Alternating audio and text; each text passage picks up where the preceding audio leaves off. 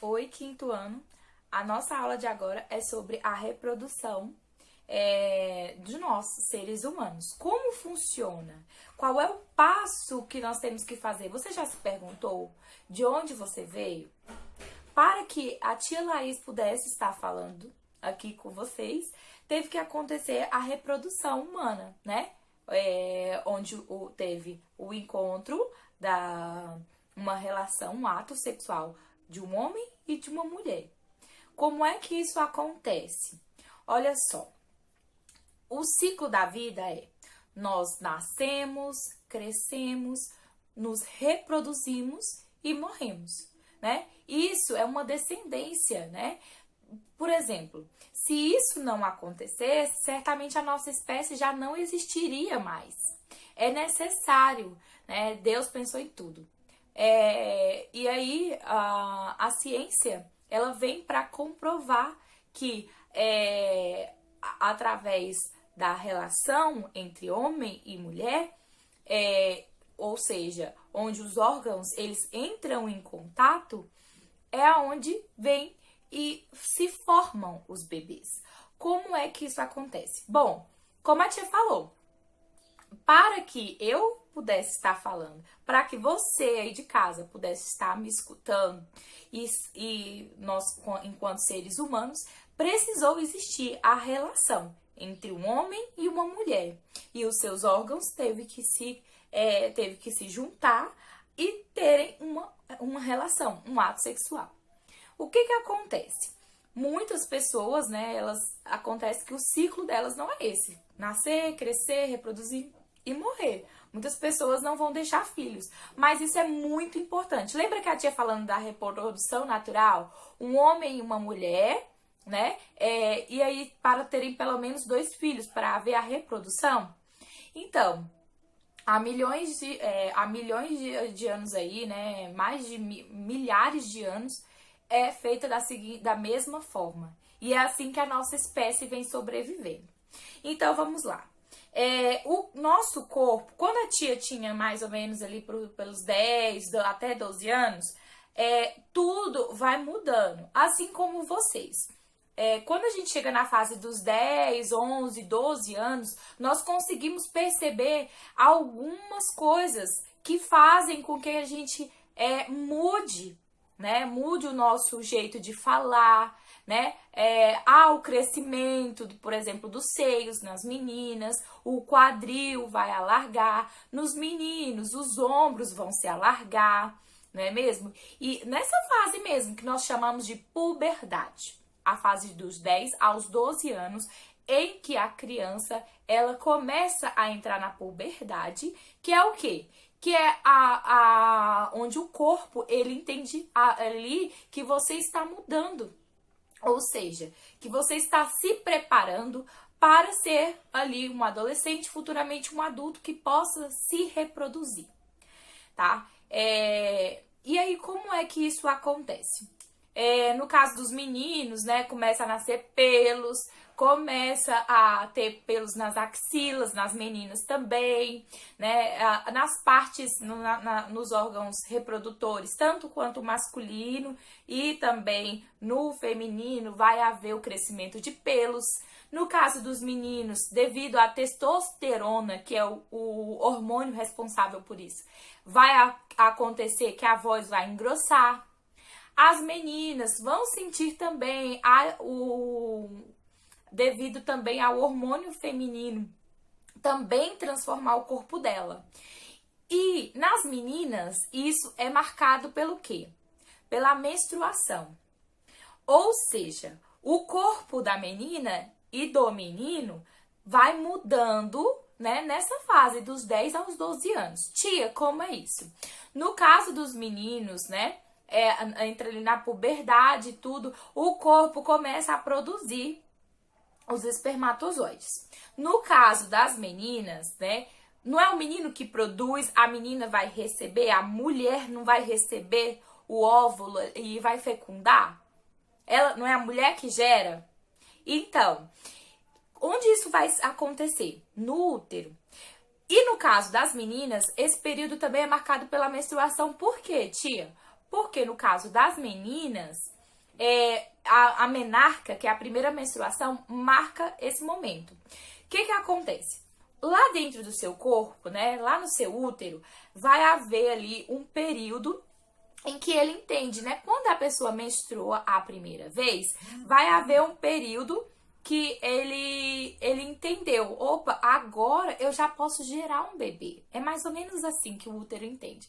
E aí, mas não tem o bebê. E aí o que vai acontecer? Ele vai descamar as paredes e é onde vai sair, né, o líquido sanguíneo que vai dizer, opa, não tem um bebê aqui dentro, então eu posso de tirar todo esse líquido sanguíneo que tá aqui. Ou seja, é a descamação das paredes do útero. Aí, dura ali de 4 a mais ou menos de 4 em 4 semanas, esse ciclo vai acontecer, tá? E aí, depois, o que vai acontecer? Desce a menstruação, fica ali no período de mais ou menos 3 a 5 dias úteis, é onde o corpo diz, olha, não tem um bebê, desce a menstruação. E aí, depois que acaba, o útero novamente, ele se prepara, né, naquelas 4 semanas para receber o bebê. Não tem bebê, o que vai acontecer? Menstrua de novo. E é assim que vai acontecer ao longo da vida da mulher, tá certo? E então, vamos recapitular. Para acontecer a menstruação, é necessário, né, que o corpo não tenha um bebê. Então, assim, a partir do momento que ela tem a primeira menstruação, a menina, ela vai menstruar mensalmente, digamos assim, enquanto não tiver um bebê. Tem um bebê, ela não menstrua mais. Porque como que o útero vai descamar se há um bebê lá dentro? Não é mesmo? E agora nós vamos falar um pouquinho sobre a fecundação. Nós dizemos já como é que funciona, né? O que vai mudando, não é mesmo? E aí nós vamos falar sobre a fecundação. Como é que isso acontece? É a união dos espermatozoides com os óvulos. Os espermatozoides é de quem? Do homem. E os óvulos são da mulher. E aí o que acontece? Para haver a fecundação, é necessário que o ato sexual aconteça. Como assim, tia? Uma relação entre um homem e uma mulher. Aconteceu a relação, o contato entre o órgão feminino e o masculino, vai acontecer o quê? Fecundou. E aí é aonde nós vamos ver. Tia, mas como isso é feito? Nessa relação, o homem, né, tem a ejaculação, que é onde saem os espermatozoides, através do quê? Do pênis. E aí, o que vai acontecer? Vai ejacular. Acontece que entra em contato com o órgão feminino. Entrou no órgão feminino, ele vai tentar ovular. A cada vez que o homem, né, e a mulher tem esse tipo de relação, de ato, é liberado mais ou menos 300 milhões de espermatozoides. Isso mesmo, não são muitos. E aí, o que acontece? O canal, né, feminino, ele vai passar por todo esse canal feminino, né? Vai subir, tentar aí ser fecundado, né? Fazer com que ocorra a fecundação, né? Através do óvulo. Ele precisa achar o óvulo. E aí, o que vai acontecer, tia? Aí, ele vai tentar achar. Desses 300 milhões, um vai ser fecundado. E aí, acontece que... Por que só um? Bom, quando eles entram em contato, acontece que a acidez, né, da vagina, tudo, e também, para eles, é impossível você contar. Então, para eles, é um caminho muito longo. Então, eles vão morrendo ao longo do caminho. Apenas um vai conseguir aí ser fecundado. E aí, nós vamos olhar para o desenvolvimento do bebê. Foi fecundado? Aconteceu a fecundação através da relação entre o homem e a mulher? Então, vamos ver agora na imagem como é que vai se proceder esse processo aí do crescimento de um bebê. Vamos lá? E agora nós temos o desenvolvimento do feto. Bom, após essa fecundação, a célula ou o zigoto sofre um processo, né? Até uma semana se formando aí um embrião. E depois, após um período embrionário, o organismo ele passa a ser chamado de feto. Ele vai crescer em torno de 40 semanas, ou seja, por isso que a gente fala 9 meses. O total de 40 semanas, uma mulher gerando um bebê. Vamos ver, no primeiro mês, olha aí a imagem, é um carocinho de uma ervilha, né? Ele não parece um ser humano. Ele ainda está recebendo nutrientes, oxigênio e outras substâncias. No segundo, o olho, a boca, o nariz e os braços e as pernas já começam a desenvolver. Depois, aí, no terceiro mês, ele começa a ser chamado de feto. Bom, aí no quarto ele já é parecido a um ser humano, no quinto ele desenvolve, nessa fase é a que ele mais desenvolve, né? E aí é onde a mamãe começa a sentir os puxados, as reviradas e assim sucessivamente. No sexto, todos os órgãos já estão formados. No sétimo, o bebê já está praticamente pronto, né? E muitos bebês já nascem nesse período. Porém, é necessário que eles fiquem mais um tempinho, né? Para quê? Porque a atividade ainda no corpo é muito estável.